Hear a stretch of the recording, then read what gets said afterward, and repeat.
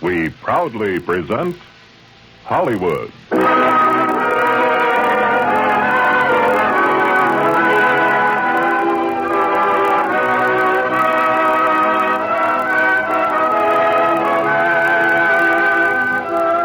The Radio Theater brings you Margaret O'Brien and Lionel Barrymore in Captain January. Ladies and gentlemen, your producer, Mr. William Keighley.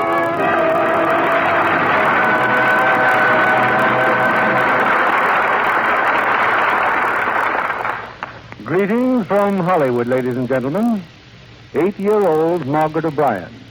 Margaret has hurried home to co-star with one of the screen's most beloved actors, Lionel Barrymore. They appear in Captain January from 20th Century Fox, the story of a bluff, warm-hearted lighthouse keeper to whom the sea delivers a devoted partner for his lonely life, a little girl named Star. We're off to Cape Tempest on the lonely coast of Maine, and the first act of our play, featuring two Metro-Goldwyn-Mayer favorites, Margaret O'Brien as Star and Lionel Barrymore as Captain January.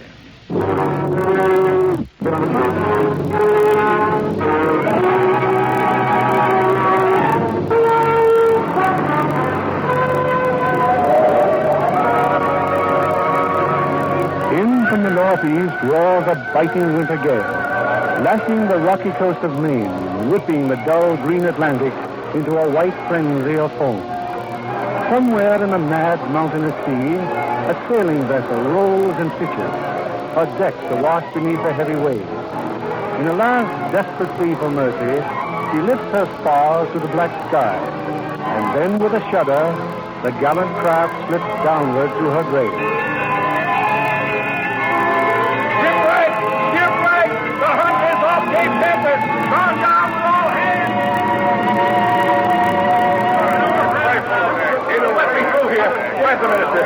Where's the minister? Here, Bob. What is it? Mr. Winthrop, Captain January wants you. He found a small boat just off Great Rock. He dragged it up on the beach. Boat from the Huntress? Yes, sir. And there was someone in it. I'll take you there, sir. Never mind. I'll find you myself.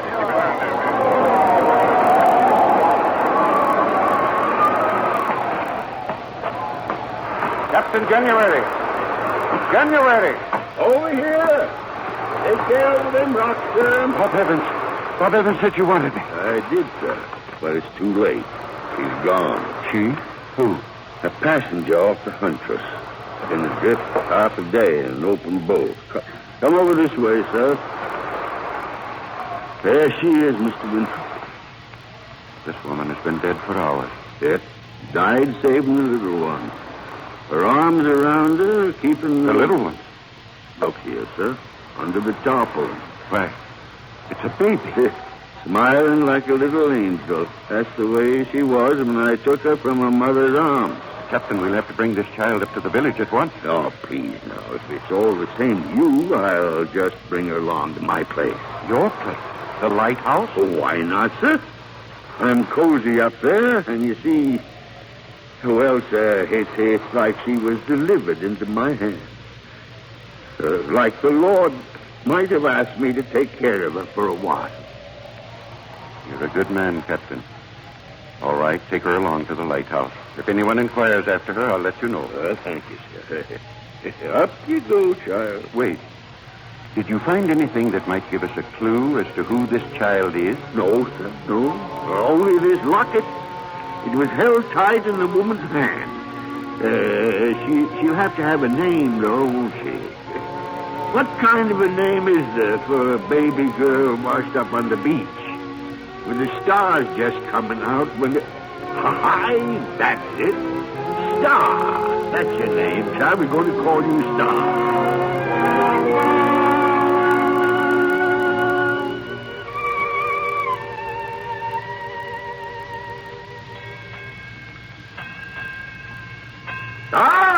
Star, did you hear that? 6:30. Here I am, Cap. Well, what would you like for breakfast? What do I have for breakfast? 6:30, almost time for lunch. Won't you sit down? No breakfast and half a day gone. Oh, you're not really angry. When I was a child, you could fool me, but not anymore. I know when you're just pretending. Ain't you forgetting something? I don't think so. Let me see. I made my bed. I brushed my teeth. Oh, it's my birthday. Yes, ma'am. And I suppose you're just waiting for me to hand over a present. Oh, Cat, a present? Where is it? Oh, please let me see it. No breakfast yet, and she wants her present. Besides, I didn't say I had one, you know. I only said that... Oh, you always have a present. You never once forgot. Oh, I always give you a spank, too. One for every year when we have that. Not now after breakfast. I feel tougher after breakfast. Yeah, and don't go slipping any shingles in the seat of your britches like you did the last time. That spanking hurt me more than it did you. Honest, I didn't know that there was a nail in it. It's been a long time, hasn't it, Cap? Long time? I mean, since you and me shipped together. Yeah, 8 years today, Star. That's why you're having your birthday. But I must be more than 8 years old. You may be 10 or so. I don't know exactly. For all we know, maybe I'm 30, huh? Maybe, but I think it's highly improbable. Cap, what did I look like when you fished me out of the water? I had to wring you out and hang you up to dry. Tell me all about the storm again. You've heard about that storm every birthday. But it gets to be a bigger storm every time you tell it. How many miles did you swim? Torn the lifeboat with me in your teeth. I had the tow rope in my teeth, not you. The last time you told me it was me. Well, you're a year older now. Star, you ever get lonely here? Lonely? Well, it ain't much of a life. Living in a lighthouse. No company except me. Who else would I want? Well, I was thinking maybe this ain't the right kind of life for a youngster. Maybe you ought to go away somewhere else. Would you like to, Star? No, I wouldn't. But if you keep saying that, I will go away. And I'll never come back either. Oh, don't you know by now I'm never going to leave here? Well, I just like to make sure once in a while I'm doing right. That you really want to stay, that's all. Wait, I do. And that's the end of it. All right, honey, all right. Here now. I'll let you have your birthday present. Oh, Cap, what is it? Yeah. You like it? Why, it's a locket. Oh, it's beautiful. Where did you get it? It was in your mother's hands the night I found you. There's a picture inside of it. Here, I'll open it. Is that my mother? I reckon it is. Your mother and you. It must have been taken soon after you was born. She was very beautiful, wasn't she? Aye. And you're a lot like her. I've saved it all these years till I thought you was big enough to know what it was. I'm going to keep this forever and ever. Thanks, Cap.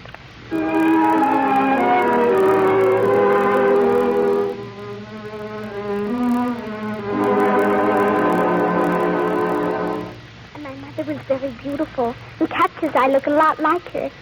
That's funny, isn't it, Emma Jean? I mean, me being beautiful. But you never can tell, can you, Emma Jean? I may grow up to be beautiful. After all, I bet you weren't so much to look at when you were my age. But you're beautiful now, Emma Jean, and I love you very much. Well, what do you say? That's better. Stop! You finished that milking yet? In a minute. Hurry up, Emma Jean. If you hurry, I'll let you go in the village. The village? Yeah, there's a few things we need from the store. Would you like to go? Sure I would. Emma Jean, would you please cooperate a little? I've got to go to the village.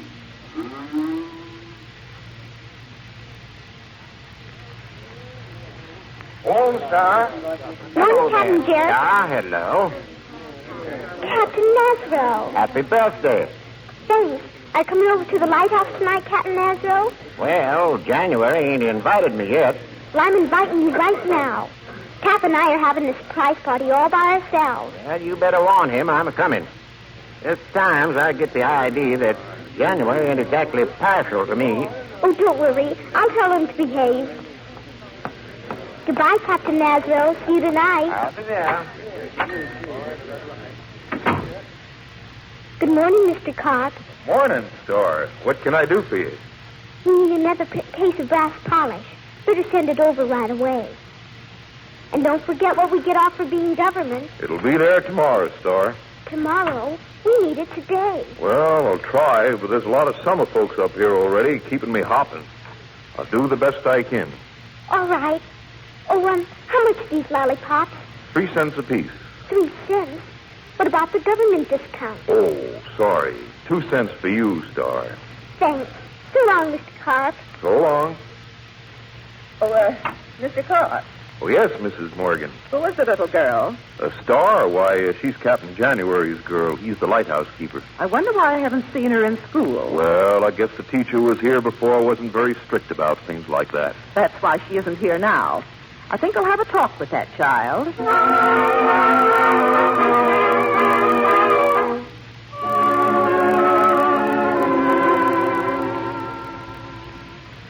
And then she tried to make me go to school, and I said I wouldn't. Well, I was very polite, Cap, honest. But I said I had to go home. Good for you. Go on, what happened then? Well, the next thing you know, she had me by the ear, dragging me along the street. Oh, she did, huh? What'd you do? Well, one thing led to another thing, and before you know it, she sat down. On a chair? No, on the street. Well, how'd that happen? I don't know. I can't figure it out. She tripped, huh? Well, what'd she say then? I didn't wait to hear. I just ran. It's a good idea. Well, forget about it. She can't do anything mean to us, can she, Cap? Ah, of course not. Remember, I work for the government. I am the government here. Yes, but I think she's government, too. Don't worry about it. This is your birthday. Who's there? Open up, find out. Oh, it's Captain Nasro. Nasro. Come in, Captain. Evening. Blind my eyes. Can't I even give a birthday party without you barging in? Oh, pipe down, you old cattywampus. Here, honey, here's your present. Thank you. Look, Captain, that's a present. Present. It ain't much, honey. No better it ain't. It's a doll. A doll, huh? Well. Well, what of it? Oh, it's beautiful, Captain Nasro. Thank you very much. Cap, aren't you going to invite Captain Nasro to our surprise party? Well, I wasn't counting on it. I sent you here. Sit down, Nasro. Good. I'll fix a place for it. Whether you was counting on it or not, I'm going to stay for a while. Oh, you are you? Yes, I are. Time I was doing a little inspecting around this here lighthouse. Must be daft in Washington appointing you an inspector. You don't know the difference between a telescope and a tar barrel. The way you handle them, I guess there ain't any. Look at that brass work. That brass was clean till you rubbed your dirty glove on it. Why, you foul-bound old derelict, if you wasn't my host, I'd fire you right now. If you wasn't my guest, I'd quit. Come and get it, sailors. You know, it's nice to see you two getting on for a change. Yeah. Here, Captain Nasro, you sit here. Thank you, Star. Say, what's that thing there? What do you think it is? It's a cake. Right pretty. Cap made it all himself. No, he did. I guess I'll just eat the candles. Listen here, you no good dick swabbing. Cap, stop it. Now you sit right down and behave yourself. Come in, the door's open. Good evening. My goodness, it's the school teacher. Oh, which one of you is Captain January, please? I'm Captain January. Well, I'm Mrs. Morgan, the new teacher. Oh, sit down, ma'am. Captain January, why isn't this child in school? Well, I was aiming to send her next year. We have a compulsory education law, and this child is old enough. How does she know how old I am? We don't even know ourselves. Don't be impudent. I'm not being impudent. From what I observe, this child is being brought up entirely without control. She's rude, disrespectful. Ah, now, hold on. What's more, this child is adopted. It's well within the power of the authorities to send her to an institution if you fail to raise her properly. Taken from me? What Just a minute, Mrs. Morgan. You're talking through your crow's nest when you say Star's been brought up ignorant. She reads writing and she writes down reading better than any 8-year-old on this coast. What do you mean, 8-year-old? Ain't a 10, 11-year-old from here in Newfoundland that knows as much as Star? No, any 12-year-old as far as that goes. Or 13 or 14. Say, maybe I am 30. I've been learning her from the best 2 books there is, the Bible and Bowditch. And just what is Bowditch, please? You've never heard of Bowditch? Why, that's one of the greatest books ever written. American Practical Navigation by Nathaniel Bowditch. Fine reading for a girl of her age. Any objections to the Bible? Let me tell you... And let me tell you, ma'am, there ain't better reading in the world than the Bible and Bowditch. They both learn you to steer a straight course. I didn't come here to discuss reading matter. Please have her report to the schoolhouse next Tuesday. And since you seem to think she has the intelligence of a child of 10, we'll call her 10 and give her the test for that age. Wait, maybe I'm only 7 or so. Well, stand by 10. Tuesday morning, please. Good night. Cap, what was she talking about? An institution? Oh, don't you worry head about that. Nazaro, I'd like to speak to you for a minute. It's a party. Hey, it's something about the light, Star. Come on up the light, Nazaro.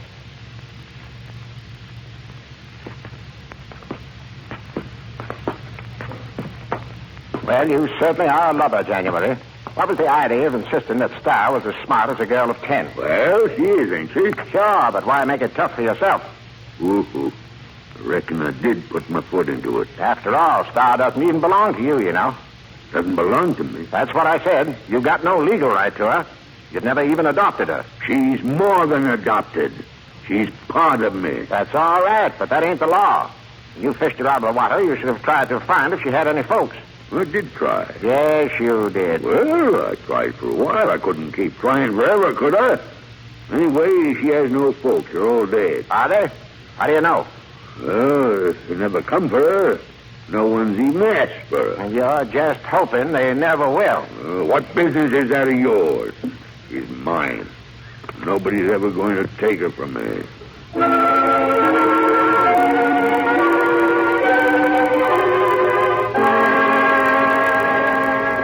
Lobsters, eat your lobsters. Lobster here. Lobsters, Right from the baby water. lobsters. Lobsters. Fresh from the water, 15 cents. Hello. Well, lobsters, baby lobsters, fresh from the water. What you got there? Lobsters? No, they're shrimp, but don't tell anybody. Lobsters. You can't fool me. They're lobsters. All right, they're lobsters. Now go away, will you? Get your lobsters. Do you live in this place? Lobsters, fresh from the water. I said, do you live in this place? Get your lobsters, 15 cents. I come from New York. Oh, tourist. Lobsters, fresh from the water. Do these things bite? Certainly they bite. I don't believe it. Look, little boy, go away, will you? Well, I want to see if they bite. Well, if you have to, you have to. Go ahead. Ow! Ow! See, they bite. Lobsters, fresh from the water. How about a nice lobster, lady? 15 cents. No, thank you. Best you've ever tasted. Just take one home and try. I'm sorry, but I'm living at the hotel. You see, I'm a tourist, too. Oh, I really didn't mean that. He was just getting fresh. I know. I was standing over there watching you. I wonder if you'd tell me something. Sure, what? Where you got that locket you're wearing? Oh, that? Cat gave it to me. He's my father, Captain January. Your father? I see. Laura? Hey, where have you been? Oh, come here, Bruce. Have you some change? I want to buy some lobsters. Lobsters? What for? Oh, it's all right, lady. I don't want you to buy them if you can't use them. Oh, real little native, aren't you? No, sir. I wasn't born here, if that's what you mean. You weren't? Where were you born? I don't know. That sounds funny, doesn't it? Oh, but you said your father, Oh, Cap? Oh, he's not really my father. You see, he found me and... Well, what are you looking at me that way for? Go on, dear. What were you saying? I wasn't saying anything. I have to go home now. I'm late. Excuse me. Oh, wait, your lobsters. Oh, they'll be all right. Goodbye. Bruce. Laura, what is it? You look as if... Are you ill, Laura? Bruce, listen to me. That child. I must know who she is. find out for me. I must know her name.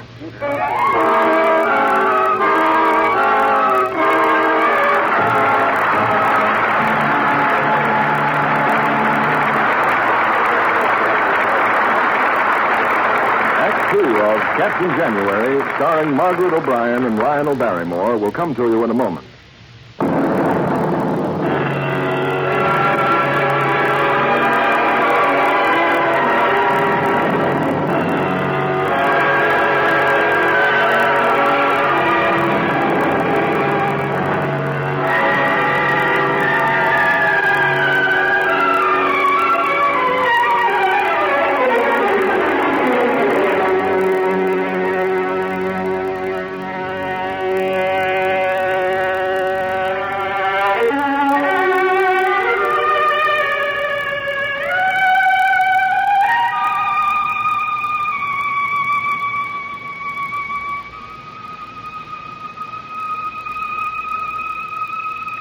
Born in Ireland, reared in Germany. Yet Victor Herbert was easily the crown prince of American operetta. Much of his work, in fact, is set in the Bavaria he had known as a boy, and the spirit of Irish and Bavarian folk songs is obvious in his music. But Herbert took this foreign flavor and distilled it into something typically American. The operetta, the musical extravaganza, Naughty Marietta, and the standard Ah, Sweet Mystery of Life. Babes in Toyland, a continual delight to the young of all ages. These and many other musical contributions of The Minstrel for the Million will never die or grow old. And neither will another of Victor Herbert's contributions to the world and the world of music. His formation with 8 others of ASCAP, American Society of Composers, Authors, and Publishers, an association that all but ended musical piracy in the United States. There are thousands of people who owe a debt of gratitude to Victor Herbert for that single act. There are millions who are ever grateful for his music.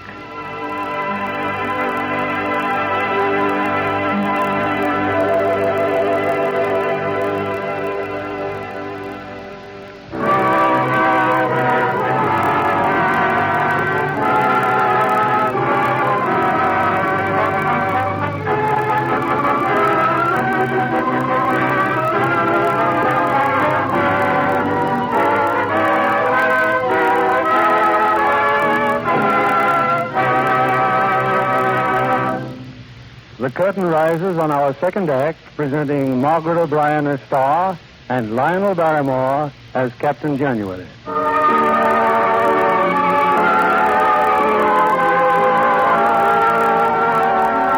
A few days have passed, and Tuesday has rolled around. Fateful Tuesday, when Star is to appear before the school board for her examination. She has told Captain January nothing of her meeting with the lady on the mainland. So the captain's only worry is how to help Star pass. Alone in the lighthouse, he studies a book of grammar. His brow is furrowed with deep lines as he struggles with the conjugation of the verb to be. I was, you were, he was. We were, you were, they was. Were. Ah, that can't be right. Something's all mixed up here. Oh. Why didn't I go to school instead of running off to sea? Morning, Cap. Oh, hello. What you doing? Oh, nothing. I thought you were going to help me with my examination. Well, I am. Let's see. How about starting off with a little grammar? Grammar? Oh, no. They won't ask you anything about grammar. We'll begin with arithmetic.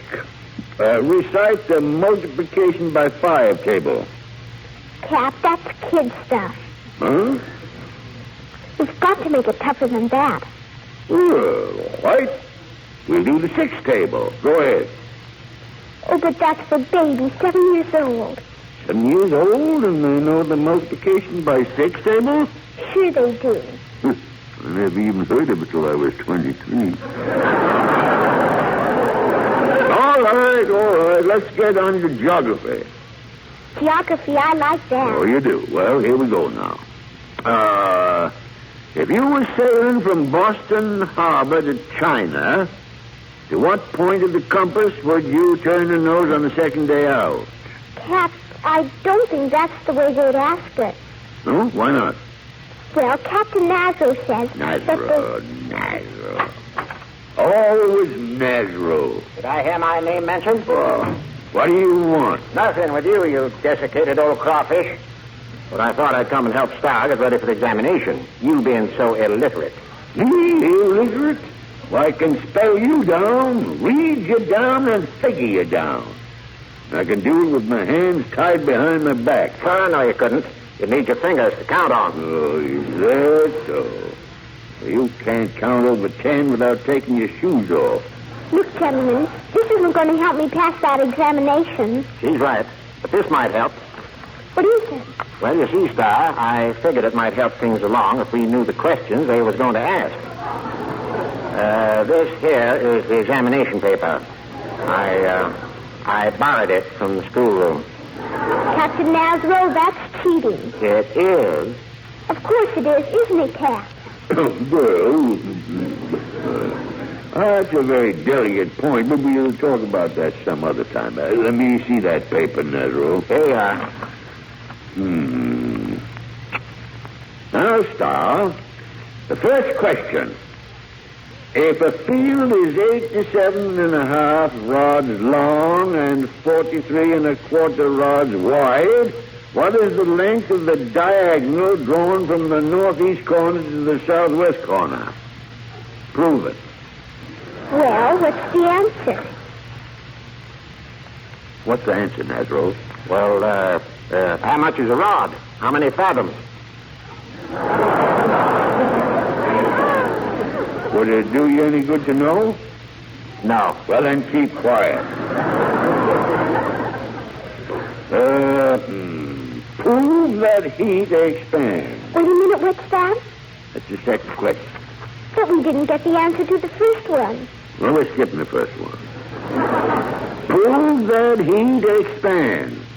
Prove that heat expands. What does it mean? Well, it means prove that heat makes things bigger. Well, let's see. Sure it does. Look. It's hot in the summertime, isn't it? Well, the days are longer in the summer than they are in winter. Well, Nazro? Well, that sounds logical to me. Yes, sir. 100%. see, this isn't so hard. What's for number 3? Number 3. Write down from memory the quality of mercy speech from the Merchant of Venice. The quality of mercy is not strained. Is that all? I think it goes on from there. But that's all I know. This is a put-up job. That hatchet-faced school teacher is just trying to frame us. Let me see that paper. There's no child at 10 could answer this stuff. I can't even answer it myself. No, wait. I think I made a mistake. What? Well, this here's a high school examination. High school? So you can't even steal proper. Well, it said examination, didn't it? How was I to know there's different tests for different ages? That's right. How was you to know? You never passed a 10-year-old test, did you? Well, I could have passed one. Maybe when you was full grown. Excuse me for interrupting, but I have to leave for school soon. Yeah.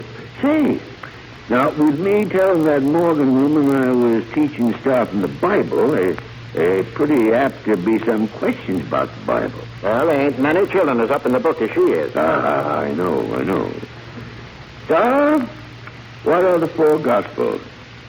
Matthew, Mark, Luke, and John. Fine. You remember that story I read you last week about the prodigal son? Uh-huh.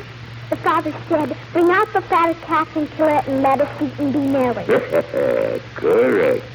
But everybody wasn't married, Star. There was a brother, and there was neighbors. Now, who was sorry that the prodigal son come back? The fattest calf.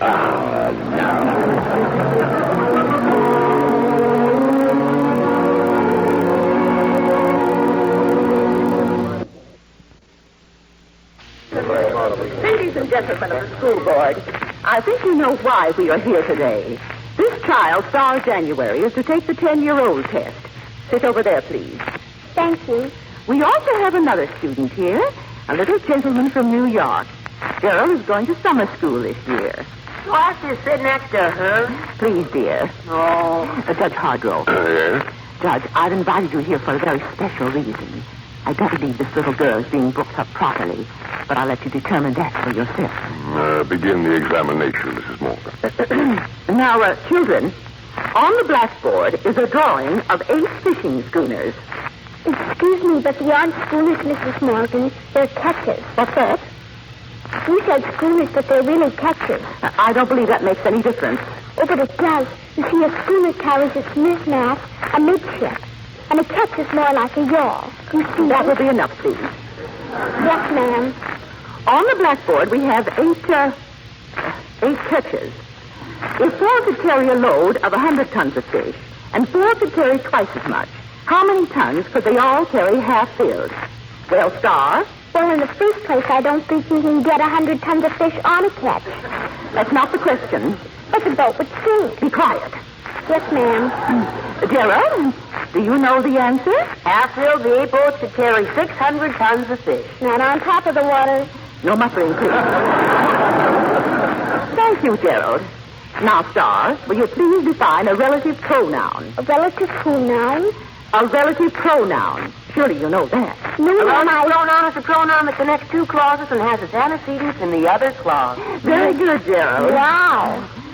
And now we'll discuss literature. Gerald, will you please tell us in your own words the story of one of William Shakespeare's plays? Well, once there was a man named Romeo, and there was a girl, Juliet. Go on, dear. Well, her family was called, The Capulet. the Capulet. And his family were named, Montagues. Star, will you please stop annoying Gerald? But I'm not annoying him, Mrs. Morgan. I'm just trying to help him. Who are you? And just what do you know of the story of Romeo and Juliet? Oh, we have it over at the lighthouse. I've read it twice. And you understood it, of course. Oh, yes. You see, these Montagues and Capulets, they hated each other like poison. Never mind. So Romeo and Juliet, they couldn't meet. So they met in the garden, sat on the fly. I beg your pardon. They couldn't get married on account of old folks weren't on speaking terms. So this Juliet, she takes a drug and knocks herself cold. And stick her in a box and ship her out to a vault. She's as cold as a herring in there, and Romeo thinks she's a goner. Just then a fellow named Paris walks in, and they get into a scrap. Just a moment. What a battle. Romeo stabs Paris. Paris stabs Romeo. Will you please? Romeo stabs Paris. It's a fight to the finish. And the next thing you know, Paris is on the ground, stabbed through the kiddos. What was that? And then Romeo. Stop it at once. Judge Hargrove, you see what I mean. Yes, I see. You see the kind of bring-up she's had. What are we going to do with her? Put her in the 8th grade. She's wonderful.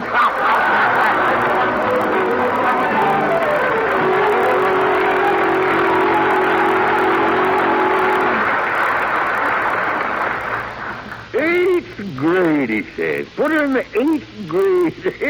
Here, Nazzo, have some more cider. Thanks. Pretty good for a fellow that never had much book learning. What's book learning got to do with cider? I'm talking about educating Star so good that she jumps right into the 8th grade. You educating her. It's the things I learned her that put her through. Ah, you. Who is it? It's Winthrop, Captain. The minister. Oh, come in, sir. Come in. Morning, Captain. Good morning, sir. Ezra. Morning, Mr. Winthrop. If it's Star you come to see, she's in school. 8th grade. I came to see you, January. Huh? About her. Well, what is it, bad news? Depends on the way you look at it. Captain, a lady came to my house yesterday. A lady and a gentleman. Their name is Easton. They're visitors here. Well? They asked me a lot about Star, about where she came from and how long ago. I told them about the night you found her on the beach. Oh, you told them. We talked for a long time, Captain, and I told them I would bring them out here tonight. You see, they want to take Star. They want to bring her to Boston to give her a home there. Why? Why?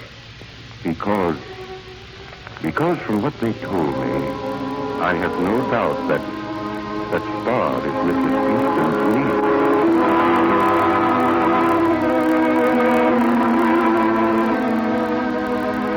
We were traveling most of the time, Captain January, and all we heard was that my sister had been lost in a shipwreck. When we came back to America, we tried to learn more about it, but they told us that everyone had been lost. Then we came up here. When I saw the child, I almost knew then she looked so much like my sister. And then the locket. I know she's my niece, Captain January. She's my sister's child. What if she is, Captain? What if she is, I say? What have you done for her? Did you ever take her out of the sea? Did you swear to the Lord that to help save her you'd do as should be done by her? Have you worked and sweated for her and lived in fear that someday she might be taken away from you? Huh? Have you? Captain January. Well, I'm sorry, ma'am. Please believe me. I know what this means to you. And if it weren't for the child's own good, I wouldn't ask you to let me take her. We can give her everything she wants, Captain. A home, schooling, and more important, I think we can make her happy. For the child's own good, huh? Well, there's a thought there, isn't it? There's something to hold on to. You say you can prove that she's your niece? We have the passenger list from the Huntress. The mother and child were both registered. And then there's the locket. There was a picture in it. My sister and her baby taken when she was a year old. My sister was wearing a white dress, smiling and looking down at the child. Is that picture still there? Yes, it's there. I don't think there's any question that Mrs. Easton is Star's aunt, Captain. No, there's no question. Then you'll let us take her. The Lord giveth, and the Lord taketh away. Well, I'll ask you to do it easy. It'll be sudden-like for the girls, you know, and then she ain't used to being took sudden. My way's being slow. We'll be very careful, Captain. Cap, where are you? Oh, Come in, Star, come in. This lady is Mrs. Easton, and this is Mr. Easton. Hello, Star. hello. You remember me, don't you? Yes, I met you on the docks one day. You were going to buy some lobsters. That's right. Well, I guess you want to talk. I better go upstairs. Oh, please don't go. You see, we want to talk to you. Star, do you remember my asking about that locket you were wearing? May I see it now? I haven't got it. Where is it, Star? I haven't got it. I see. Star, you keep that locket in the box over there, don't you? I think you better get it for us, darling. Why does she look at me? Why does she want it? Why does she look at me that way? Because this lady is your aunt, Star. My aunt? Yeah, your own kin, darling. I haven't any kin, you know that. I haven't anybody but you. Tell her to go away. I don't like anybody looking at me the way she does. I don't belong to her. I belong to you. Easy down now, easy. Helm steady now. Star, your aunt wants to take you to live with her. Through the providence of God, she's been led here to you, and she feels it's her duty to claim you in the name of your parents. I won't go with her. I've lived here ever since I can remember. I won't go. Cap, why don't you say something? Don't you hear they're trying to take me away? They have a right to you, child. A right to me? Do you want me to go away? Do you? Are you tired of me? Well, honey, I'm an old man now.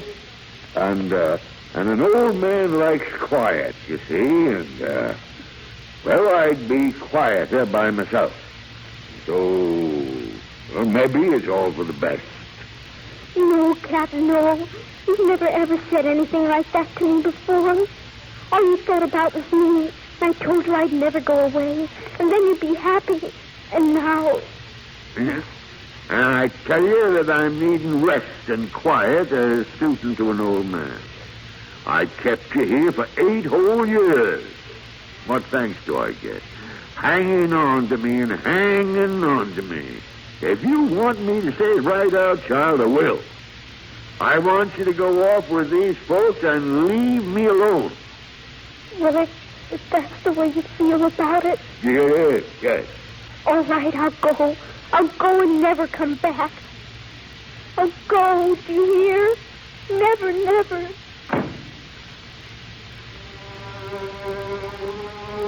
May God forgive me for the things I said to the child. May God forgive me.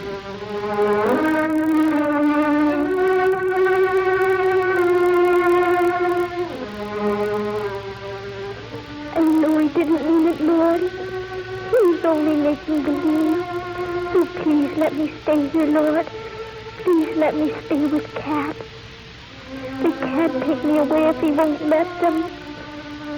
And hiding that locket really wasn't dishonest, was it? And if it was, please forgive me. Because if they have that locket, then they know I belong to them. And I don't. I belong to Cat. I belong here. Oh, please, Lord, please let me stay. Please.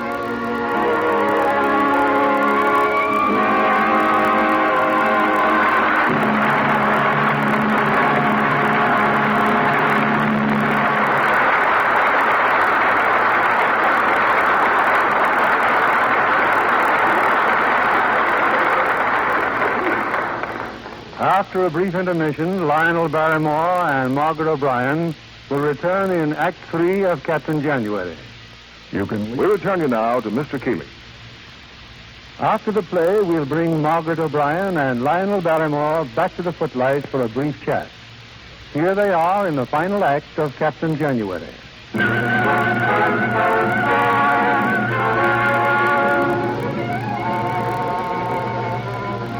It's dawn of the next day. On the rocky beach near the lighthouse, Captain January stands looking out at the angry sea.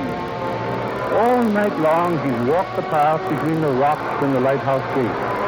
His hair is rumpled by the wind, his eyes bright and feverish. From the road comes Captain Maslow to stand quietly beside him.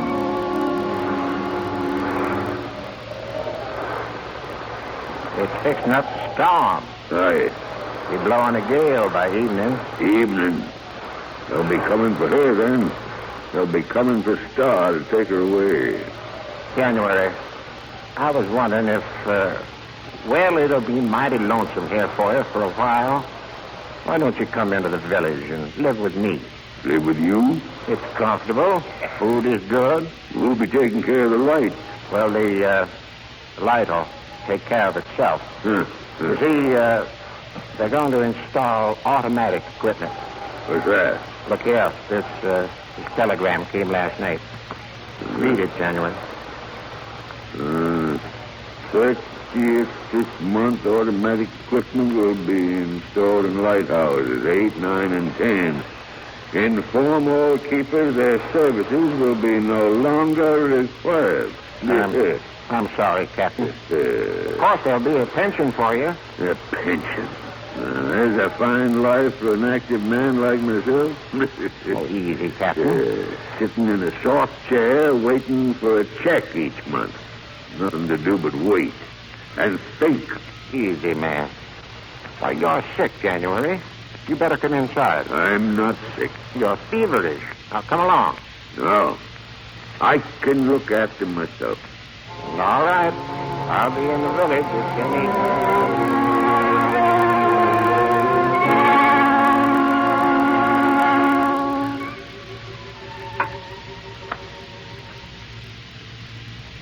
Cap, I've been waiting all day for you to come back.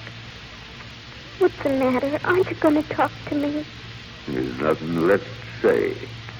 I only want to hear one thing. You weren't telling the truth last night, were you? You don't want me to go away, do you? Please, Cap, tell me. I'm trying to do what's best. I know you didn't mean it. You couldn't. I don't believe you, then any of you believe me. So I said I wanted to go. Not a question of wanting. Why isn't it? They can't take me away if I won't go. And the locket thing is the only thing that'll prove anything. and they can't find it. No one will ever find it. There's more than the locket, Star. For you, the way you come here, and... Well, I can't explain it to you. I can't think somehow. It's all dark and misty. You mean I gotta go with them? Is that what you mean? Yes, Star. But not because you want me to go. You don't, do you? Want you to go? Well, Star, how can you say that? Oh, Cap. There, now. It's a fine life you'll have, darling. I'll be coming to see you as often as they let me. Oftener, maybe. Yeah, they're good people. Cap, but if they hadn't come, we'd go on living just the same, wouldn't we? You wouldn't be talking of a fine life then. We'd live just like we were, wouldn't we? Aye, but they did come. Then why don't we run away? What's that? We were always talking about going someplace else. Why, we could take the sailboat and go down the coast where no one would know us. Oh, Star, don't be saying such things. I can't think, I tell you. I'll put the food in the boat. We could sail for days and days. We could. They'd find us. They'd bring us back. No, they wouldn't. Please, Cap, I'll get the boat ready. We'll be gone before dark. It's the wrong thing, Star. It's wrong. It isn't wrong. And we're going, do you hear? We're going.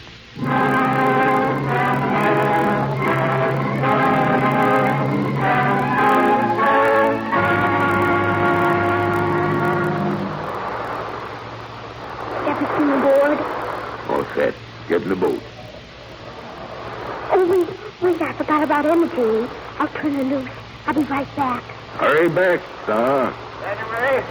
January, what are you doing down here? Out of my way. I'm busy. You're going to take this boat out in the sea like this? I can handle any boat in any kind of sea. Where are you going? I'm taking Star away. Oh, now, don't be a fool. You can't do that. You're sick. Sick, am I? You're raging with fever right now. You'd never be thinking of such a thing. Get out of my way. I won't. You're not leaving with that child if I have to knock you down and sit on you. Now get off of this boat. Get off. You know, Nezro, you and me have had a lot of fights. But I always thought that down deep you was my friend. I am your friend. You let him come here and take Star away from me and you call yourself my friend? Oh, it's for the best, January. Come on up to the lighthouse. Let me go now. Let me alone or I'll brain you. Are you crazy, man? Stop it. Let him go. What are you doing to him? Let him go. Star, you're not leaving here tonight. We are. We have to. No one's going to stop us. You or any other. Star, he's not himself. Can't you see? He's raving mad. He's a sick man, Star. Sick? Would he be taking a boat out tonight if he knew what he was doing? Let me go. Any boat in any sea. We're ready, Star. Come on, we're ready. Cap, what's the matter? Cap! Star, go get the doctor. Quick.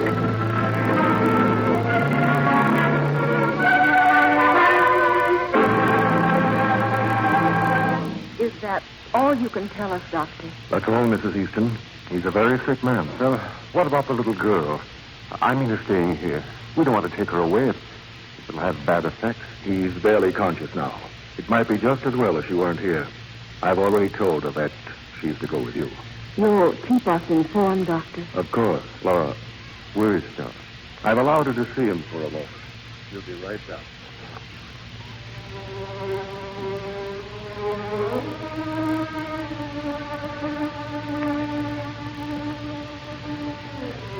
Goodbye, Cap. I wouldn't be leaving now. Only the doctor says I ought to.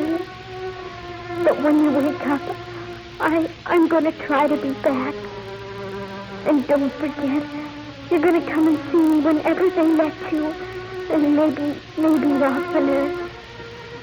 And when you're not there, I'll be thinking of you. I'll be thinking of the cat all the time.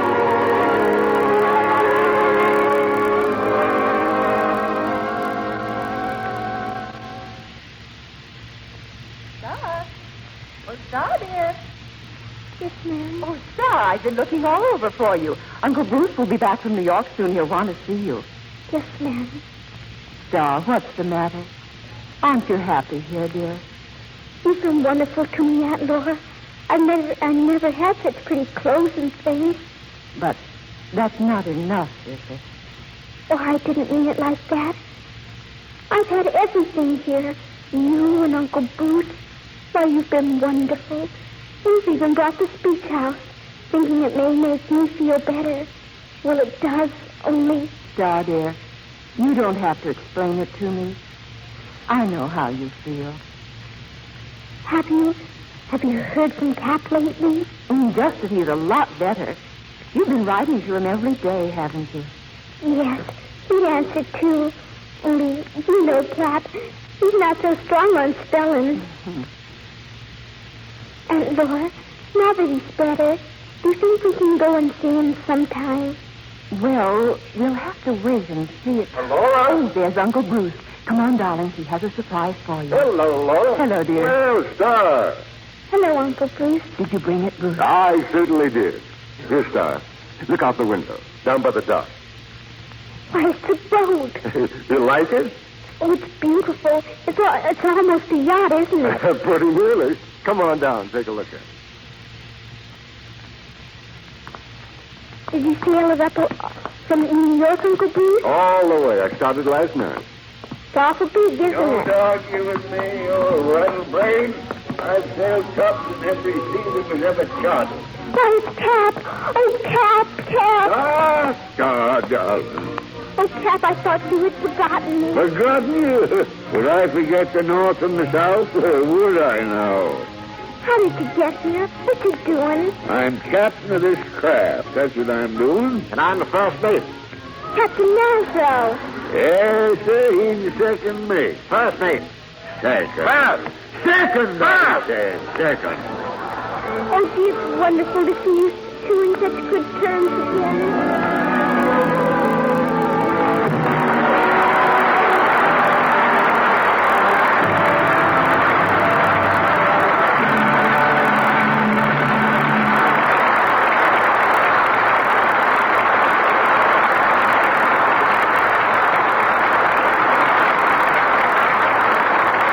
For the majority. Here's your producer, Mr. Keeley. Back to the microphone comes Margaret O'Brien with her seafaring partner, Lionel Barrymore. Margaret, we're glad we got you back in time for tonight's play. I enjoyed so much playing opposite Mr. Barrymore again. He helped me so much on the picture we just finished making. Oh, well, thanks, Margaret. Thanks. You know, you've always been my very favorite leading lady. And Lionel, I want you to know how much I've personally enjoyed your being with us on this stage. You're the only one of the Barrymore family I haven't had the great good fortune to have played with. Oh, feelings mutual, Bill. Well, good night. Good night. Good night, Margaret. Good night, Lionel.